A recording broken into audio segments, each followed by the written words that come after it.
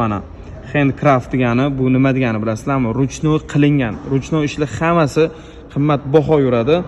Hozir sizlarga bitta ishligisini ko'rsaman. Nima deyapti? Bitta mana bu apshkasini ko'ringlar. Apshkada ishlovlar juda ham ko'p. Manbetlari qaranglar, takoy ishib chiqqan. Men bunga lekin mazza qilib qaranglar. O'zbekiston bayrog'ini kim sezmasdi? Ha? Aka printlarni ham yorib yuborishdi. Salonni qarasanglarchi. Rullarni, torpedkalarni qaranglar. Torpedka deyman bu choklarni ko'rasizlar. Mana buni ko'ringlar, pastlarini yonishini. Vashshi zo'r qilib qo'yishdi. Даже mana bu yerda hozir koja yo'q deb o'ylaysiz.